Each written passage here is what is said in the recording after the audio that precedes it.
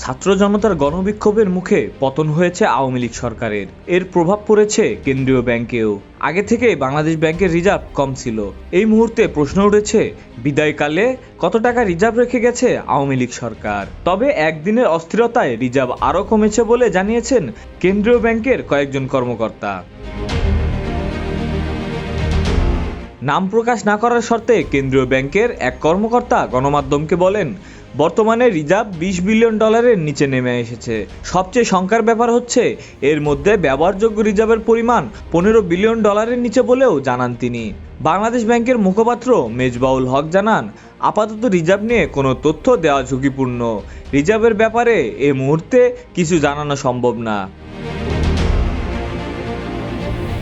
এদিকে বাংলাদেশ ব্যাংকের রিজার্ভ প্রসঙ্গে Bangladesh institute of international and strategic স্টাডিজের গবেষণা পরিচালক মাহফুজ কবির বলেন, আমাদের জানা মতে ব্যাংকের বর্তমানে ব্যবহারযোগ্য রিজার্ভের পরিমাণ $12 বিলিয়ন মতো। এত বিশাল অর্থনীতি সামাল দেওয়ার জন্য এ পরিমাণের রিজার্ভ অপ্রতুল। সরকার পতনের পর 7 আগস্ট থেকে ব্যাপক আন্দোলনের মুখে 4 ডেপুটি গভর্নর, বিএফআইইউ প্রধান ও কেন্দ্রীয় ব্যাংকের ব্যাংকিং উপদেষ্টা পদত্যাগ করতে বাধ্য হন। পরবর্তীতে শুক্রবার পদত্যাগ করেন বাংলাদেশ ব্যাংকের গভর্নর আব্দুর রউফ তালুকদার। এর আগে গভর্নরের পদত্যাগের দাবিতে কেন্দ্রীয় ব্যাংকের শতাধিক কর্মকর্তা বিক্ষোভ করেন।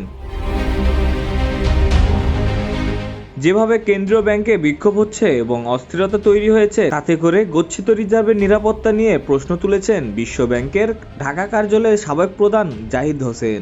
তিনি বলেন, বাংলাদেশ ব্যাংকে রিজার্ভ চুরির ইতিহাস আছে। এ মুহূর্তে বড় বিষয় হচ্ছে রিজার্ভে যে পরিমাণ অর্থ আছে তা আদৌ নিরাপদ কিনা। রিজার্ভের অর্থে নিরাপত্তা প্রদানে দ্রুত সময়ের মধ্যে কার্যকর পদক্ষেপ নিতে হবে।